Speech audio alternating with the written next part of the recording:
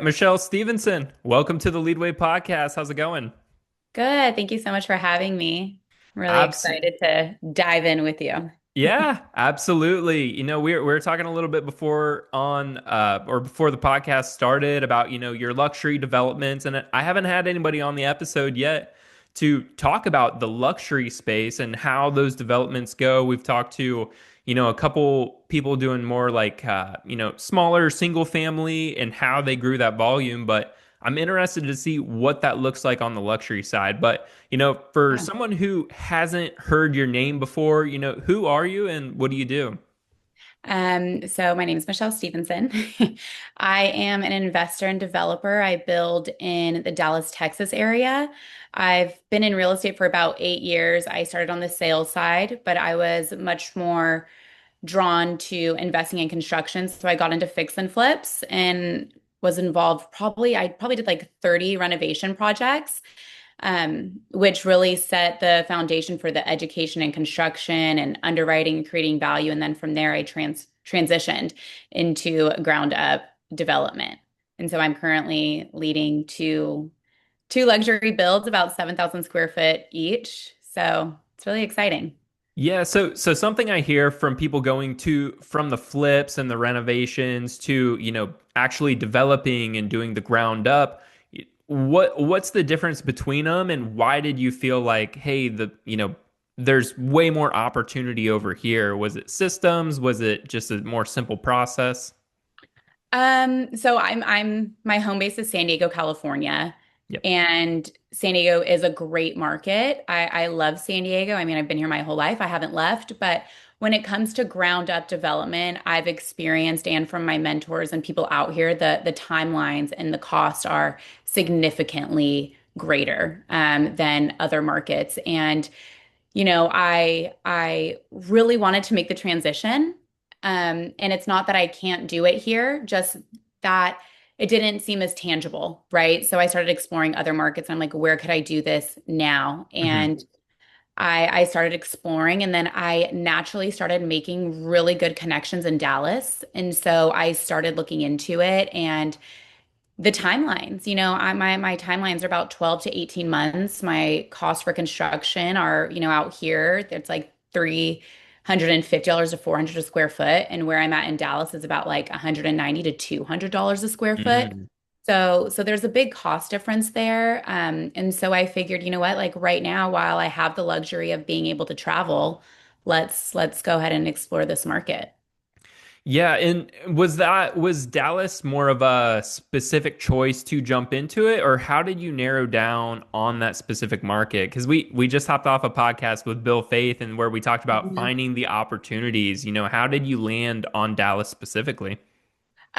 With Dallas, I was actually looking into Nashville, and then I felt like that was a little bit oversaturated. North Carolina is also really a really great market that I'm looking at. But I've heard really great things about Texas, and I met a mentor that I followed on social media for a while, and they were stationed in Texas. And so no, already having that connection kind of made me feel like I had some resources there versus other markets. I didn't really know anybody. I haven't came across anybody. And so I really dove in. I spent about a year traveling back and forth to Dallas. I invested in some development projects so I could get a feel of the market and feel of the city and the processes and what that looks like before I decided to make a full transition and do it on my own. And so as I was visiting, I started meeting contractors, I started meeting realtors and really creating a team. And so Hmm. while I had those connections, I was like, it just seemed like an obvious choice for me, especially with the population growth being in San Diego, California, the pandemic, especially a lot of natives here were making the transition to Arizona. And then I felt like Arizona was a little bit oversaturated for me. And then a lot of transitions to Texas. So as I started seeing that and still seeing active people in California making that move, I was like, there's still clearly a demand there. And so, Yeah, that makes sense. We land in Dallas, you start making the connections, and you're like, all right, the luxury building and development is where I want to be. So, working with these other mentors, how are you guys analyzing, where to be on a build, and then how, I know you're probably working with wholesalers and going direct to seller trying to find the land or, Mhm. for a tear down, but how are you analyzing, you know, the deal in general to see if it's a good opportunity or not? Yeah. So I'm building in Preston Hollow, University Park, Highland Park. So I'm already building in desirable neighborhoods. There's just a lot of older homes, and I feel like there's a need to bring larger projects there just Hmm. because a lot of families are moving there. But I think, when you're looking at a fix and flip, a value add deal, if you say, like you're buying an existing asset. So when I'm doing a fix and flip, I'm asking like, okay, what can I improve? What will that improvement cost? And what does that create in value? With ground up, I feel like I have more control, right? I'm controlling the product, the square footage, the layout, the finishes, positioning, all of it, right? And I'm bringing that to the market. But when you do development, there's a lot more variables, right? Like the land, what does that look like? So I'm looking at the Hmm. cost of land, their permitting, though I have to consider those costs into it. Architect, engineering, construction, the carrying costs are significantly greater, right? And the market movement from a fix and flip that could take you maybe 4 to 6 months, depending on what kind of project that looks like. When you're doing development, you're dealing with 1, 2, 3 years. So the market movement is a little bit different. So the numbers that I'm analyzing, I definitely want a larger market spread. And so I think with ground up, you just have larger profit potential. And so I really just look at, the neighborhoods where I see like where is there a good opportunity for Hmm. it? And And just to focus on the numbers for a second, when you're throwing this, I'm sure you have calculators that are gonna, calculate everything from beginning to end and where you're gonna be putting your budget at. What are you targeting on a profit at the end of this project that's, from the beginning, you're like, hey, I'm not touching it until I know I can make this. I like my returns like anywhere between the 15 to 20% margin. Okay. I think one of the biggest, mistakes that I see newer developers do is they say like, oh, okay, and I'm buying existing structures. I'm not even buying land. So like I'll give Hmm. you a real life Yeah, scenario, let's like one of let's my do it. current builds. But I'm buying an existing structure, say around like 730,000. I'm building at about 7,000 square feet, roughly around $195 a square foot, right? So my construction costs are about 1.3 million. And then, but beyond that, that's just the construction cost, right? So I'm Hmm. seeing the newer developers saying, "Oh wow, okay, I could get this project for 730,000." And I see an ARV of like 3.2 to 3.4. Like, wow, when you look at that, that profit margin seems huge. But Yeah. then you have to factor in like, okay, if that's just my build cost, right? I also have the architect, the permitting, the closing cost. I have the interest carrying. And then if you are raising capital, now you also have to factor in the investor return, right? So all in, I'm probably like 2.5 million, right? And Hmm. then my conservative ARV is about 3.2. So once you factor everything, that 730 to the 3.2 changes drastically when you add into, okay, I'm actually all in at 2.5. Oh yeah. And I mean, even on the smaller projects that, we've been doing on the fix and flips, it's the same thing. And once you're in and start to understand all of those carrying costs and what it actually costs, you're like, "Oh my gosh." So, Yeah. being able to partner with those other people, that's something that's really interesting that you get to be able to learn. And you have that time to be able to, you know, learn all of these other little things to go, yeah, like give us an example. Like, what are some of the major things you learned on those first couple projects where you were a partner on that was probably the biggest eye openers?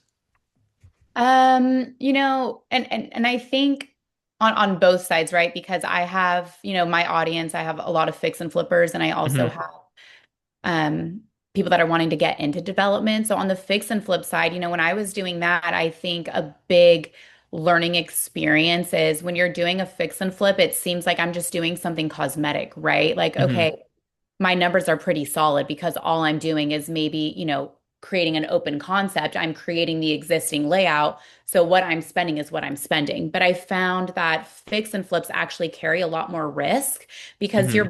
your profit margin is very, very slim, right? And your budget is you're not accounting for if you do, let's say, make it an open concept, you take down that wall and now there's mold, right? That wasn't into Hmm. your discovery because maybe you didn't see a roof leak, right? So you didn't think to account that for. But that process now for mold remediation can now just break your budget and go into your profit margin and you're done, right? So for fix and flips, there's a lot more surprises that I never would have um, thought in the beginning, but as I kept going, I started realizing, okay, I need to do thorough due diligence, like even on things that maybe I can't see straight with my eyes. But when I go into the development side of it, it's funny because the mentors and the developers that I invested with, they were all men. It's a very male dominant space, but they're creating more just like design, like, okay, what would attract buyers based off of like the chandelier and the finishes. But as a woman, I'm walking into these homes that I am building for families. You know, when you're Hmm. getting into a 7,000 square foot home, you're not thinking of a single person that lives here. I'm building this home thinking there's going to be a family that's going to live here, a husband, wife, and children. So as a woman that is maybe doing a lot of the cooking or the cleaning or whatever it is, I'm walking through this home and I'm building it like, what could I make easier on the families that are here, from like the light switches, like the laundry room location. You know, I'm having these big homes. So for me, I saw, oh, they only had a laundry room maybe on the first floor. And I'm like, okay, well, maybe there's only one bedroom downstairs and then all your kids are upstairs. Hauling all five bed, you know, their bed sheets and everything down these stairs, like that sounds like a nightmare. Like who wants to Hmm. do that? And so taking those little things and saying like, okay, I could have a laundry room up here and then maybe something smaller downstairs for the primary, and just taking on those little details throughout the home as if I were to live there, as if I have children there, like throughout it. So, Yeah, and that's a cool perspective because for me, like it's like I'm very analytical. It's like, all right, paint, floors, hmm. kitchen, bathrooms makes sense to me. It's like I'm not really thinking about the layout. Maybe an open Yeah. concept, but like on that deeper level of thinking, that's the expertise that you're bringing to these projects and that you're able to help design. And, Yeah.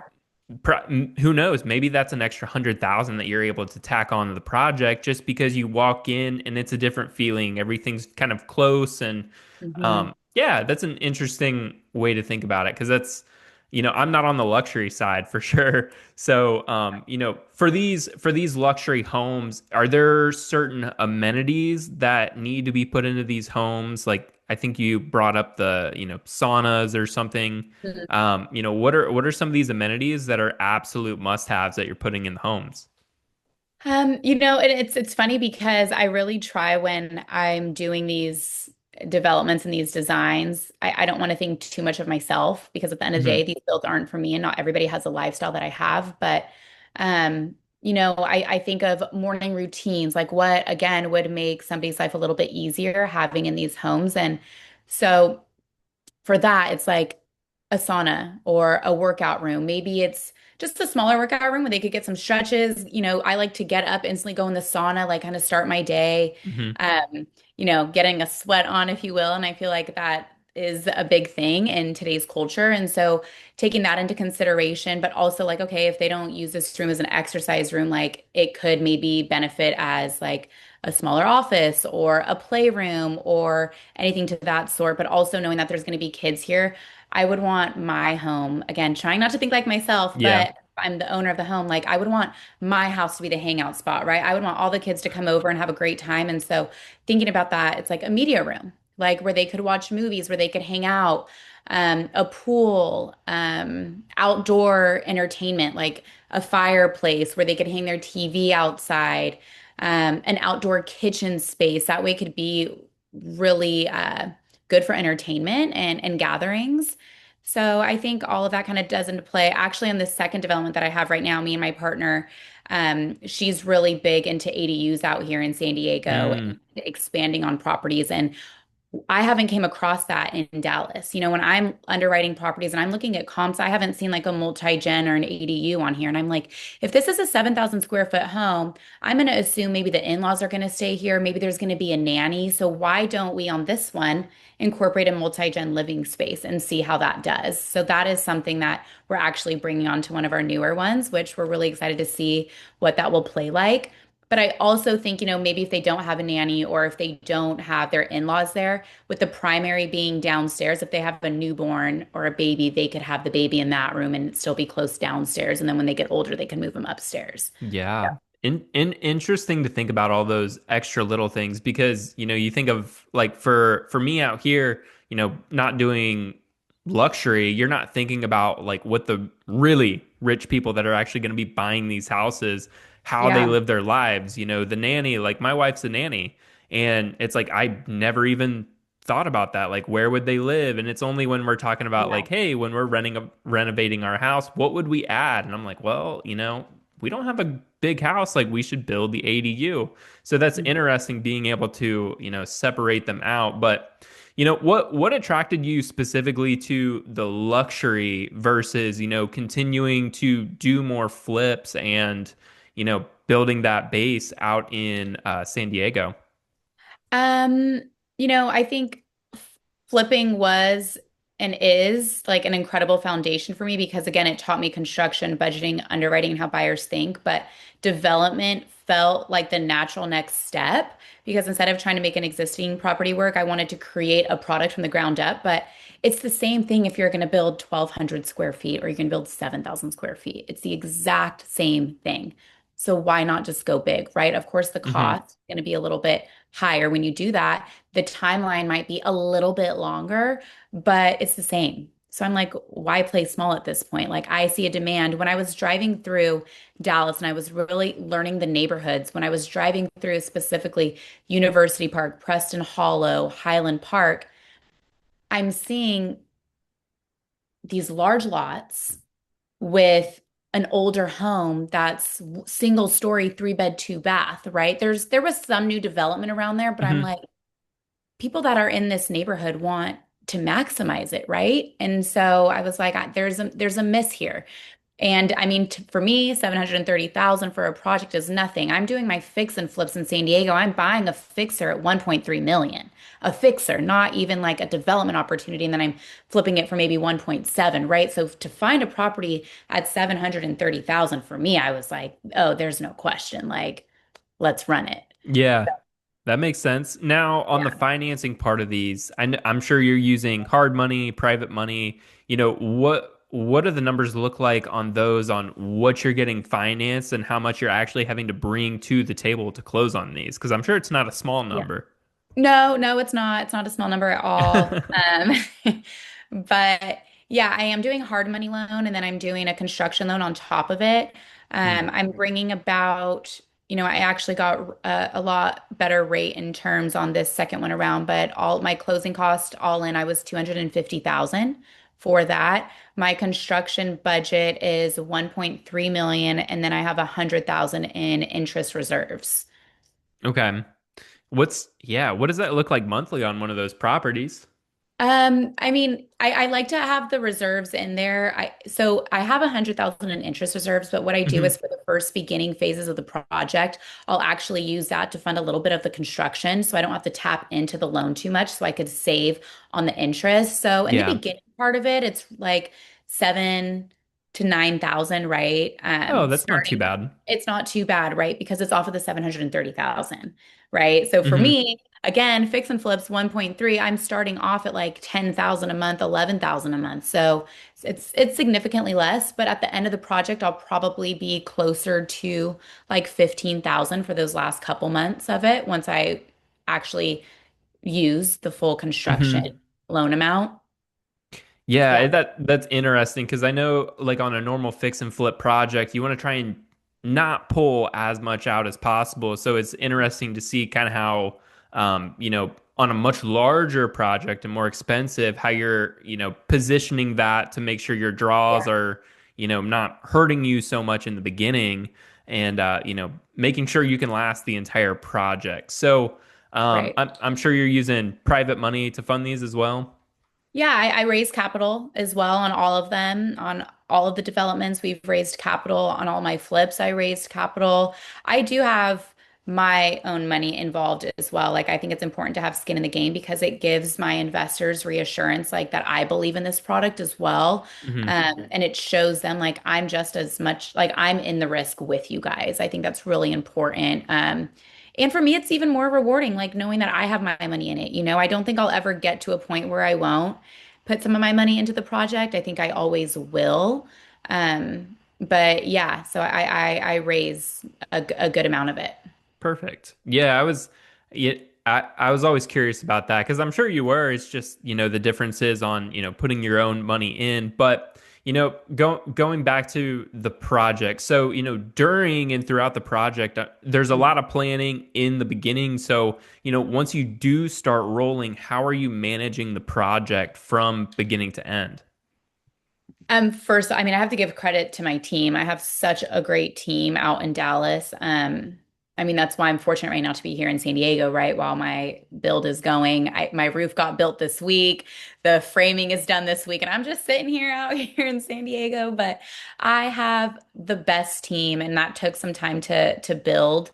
Um, I trust them, and I think one thing that I did differently that I've learned in the past because the question that not only do investors have for me, but others is like, aren't you worried that your GC is going to walk off the job? And like, what are you going to do if he walks off the job? And I had him PG on the construction loan with me. And so he's not going anywhere. And, Mm, that was something where we both saw the value in each other. He has his own builds going on, and I help him with maybe some of the design stuff in his developments. And it ended up being a really great partnership. And it gives me the security of it, right? But I travel there fairly often when I need to. We were kind of talking about it before this call. Like now that the framing is done and the roof is done, the electrical is going in this coming week along with the HVAC and plumbing. And I want to be there for that. I want to make sure that the lights are where I want them to be, the switches are where I want them to be. And so I hmm. am going to fly there. So when it comes to the details of things, I fly there and I'm very, very present.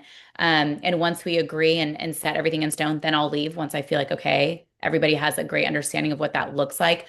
The framing, that's it, it is what it is, right? So the framing, I didn't have to be there for so much for that. And Yeah, because another that's a lot of upfront.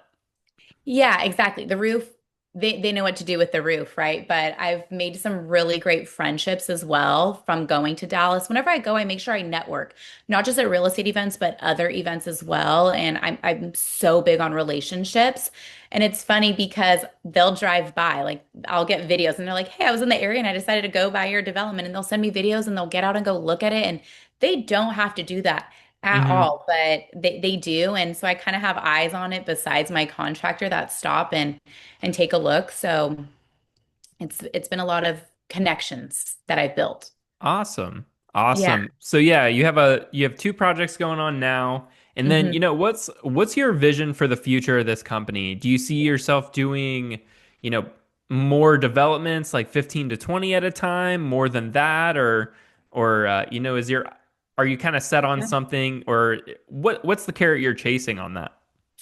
Right now my development strategy is primarily to build and sell. Um, I long term though, I absolutely want both sides of the portfolio. Building to sell creates the chunks of capital, but building to hold creates that reoccurring cash flow and long-term wealth. So as I continue growing, I'm very interested in the multifamily space. I want to have like 15 developments going. Like that to me Hmm. sounds so exciting to build a community. I would love to buy tons of acreage and build a large community with like 10 to 15 homes on it and have them all going at once. That's a goal of mine. And then also tapping into the commercial side and doing an apartment complex, like maybe a health and wellness resort, because I'm really big into my health and my wellness, right? I think that's Yeah. that's a big key to wealth as well. So yeah, I definitely want to expand and get into that. Yeah, it sounds, I think you'd be a perfect fit for a boutique hotel. That's where I just had Bill Faith on and he was talking about his hotels. And yeah, I think that would be a cool step. Does any like specific area reach out to you where you're like, man, that is it, or you're just kind of leaving it open to see where it goes? Yeah, I'm leaving it open to see where it goes.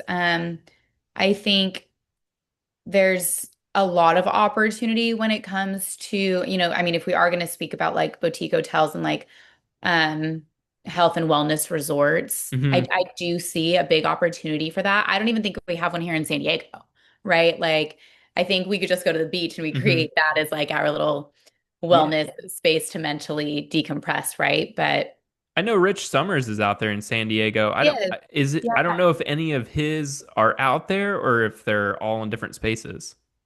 I know he has some development stuff out here in San Diego. I honestly didn't even know that he had um, wellness resorts Hmm. to that extent. So that's really cool. I'll definitely want to talk to him about that. But I believe he's expanded outside of San Diego, outside Hmm. of California as well. So yeah, Gotcha. Yeah, that's the only person I can think of out in San Diego. I'm like, I know he's got boutique hotels, but yeah. yeah, Super cool though. Yeah, I think it's definitely an opportunity. And, talking to, Bill a little bit ago, he was opportunity is the biggest thing, like how you're able to see those opportunities, where you're able to, and what you're able to do with them. So, and for you, seeing the opportunities in the Dallas market specifically, um, it's going to be fun to see and watch the development. And I know you're big on social media as well. So, how has that played a role into helping your businesses grow? And I know you have a coaching community. yeah. I think social media is huge. Um, Do I like social media?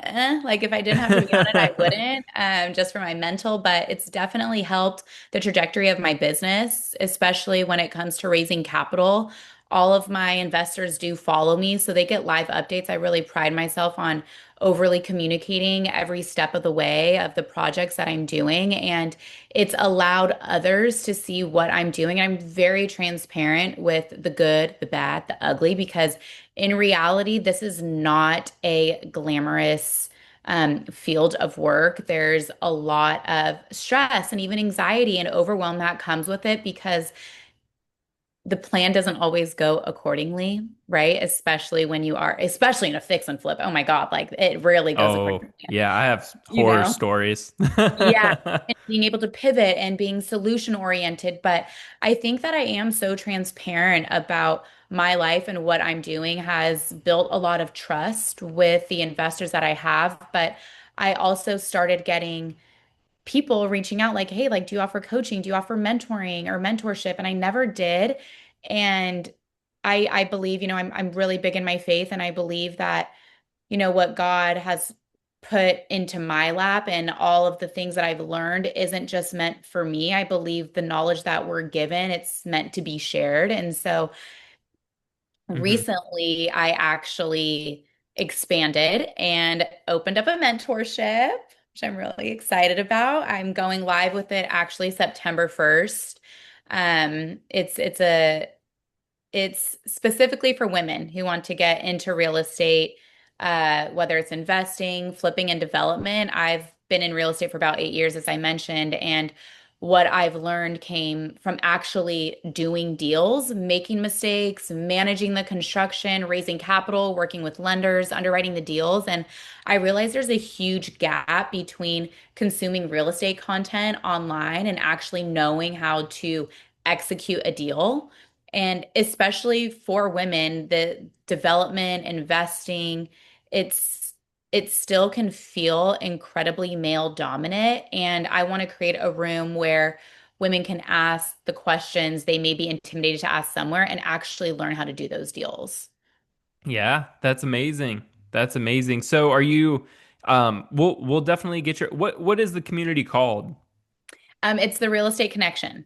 Okay. Yeah, we'll Yeah. make sure to send me the link and I'll make sure that's in the show notes at the end of the episode. But Michelle, yeah, this has been awesome. I know a lot of people are, curious on the luxury side, so that's why I wanted to get you on, break it down and, see if people are interested in that side of the real estate space because I think that is one of the areas that isn't as affected as much by different market conditions.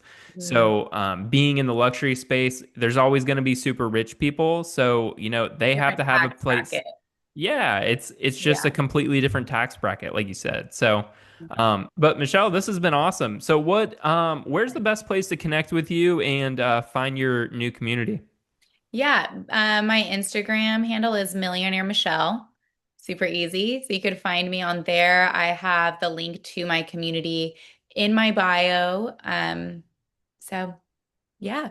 Awesome. I'll make sure to link that in the show notes. But Michelle, thank you so much for coming on. Definitely lots of cool insight to be able to lean into going into the future and give some people some different things to think about. But for this episode of the Leadway podcast, this has been Chris and Michelle, and we'll see you next time.